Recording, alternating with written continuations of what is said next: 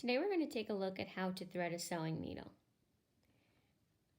Every needle has a hole at the top, which is called its eye.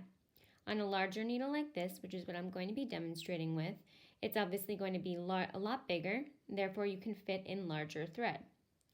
On a smaller needle like this, which is somewhat considered a standard size needle, you would use a thinner thread like this. So you want to make sure that the thread you're going to use matches the needle that you have. You're going to begin by taking your thread and cutting what's known as an arm's length. That literally means you're going to take it, hold it up to your shoulder, and once you're satisfied with the length, you'll give it a little snip to cut it.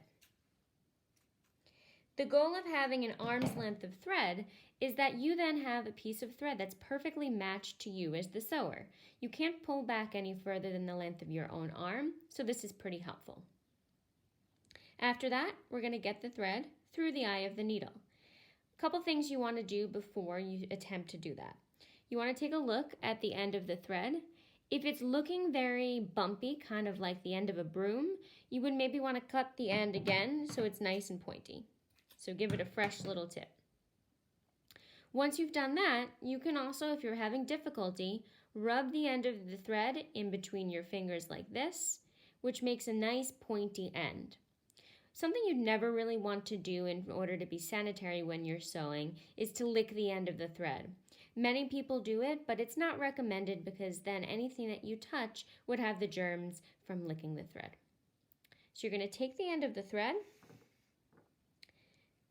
take the eye of your needle, hold it so you can see it clearly, and you want to hold this thread very, very short. If I'm holding it here, it's kind of like putting a wet piece of spaghetti into it. No wet noodles. We're going to hold it nice and short and take it through the eye of the needle. Now sometimes this happens on the first try, other times it takes a little bit more practice, and you'll get it through like that. You want to take the thread and pull enough of it, maybe 5 or 6 inches, about 1/3 of whatever the length of your full piece of thread is. Now once you've done this, you want to make a knot at the end of your thread. Okay, this knot goes at the opposite end from the needle, so it does not go here. Its purpose is not to hold the thread into the needle. Its purpose is to hold your ultimate stitches to the fabric, so it goes down here. The easiest way to make a knot when you're sewing is to take your thread, make a circle, and you're going to take it through the circle that you've made. And you've got a nice knot right there.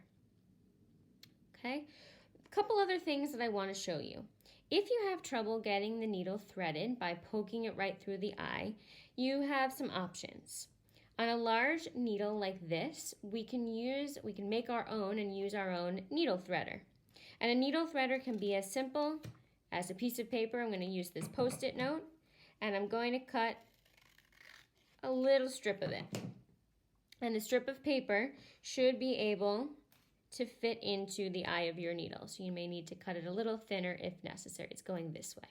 So this is going to work. So I can take my piece of paper, I can fold it in half, and then I'm going to take it through the eye of my needle, like this.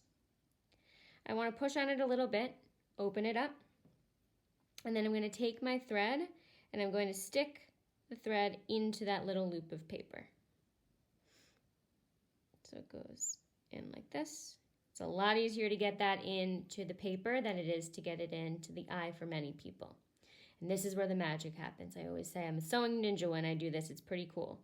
You're going to hold it and you're going to pull through until the end of the thread has come through the eye of the needle.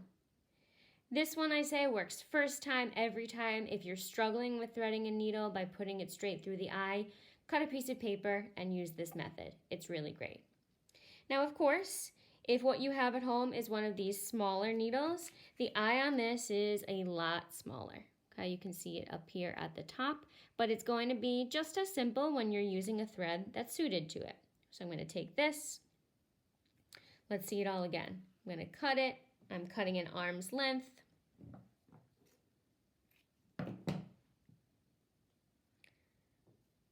They do make needle threaders using little wires. They kind of look like little coins that you can use to get this needle threaded. A piece of paper is going to be really tough on something this small. Okay, so that one went through.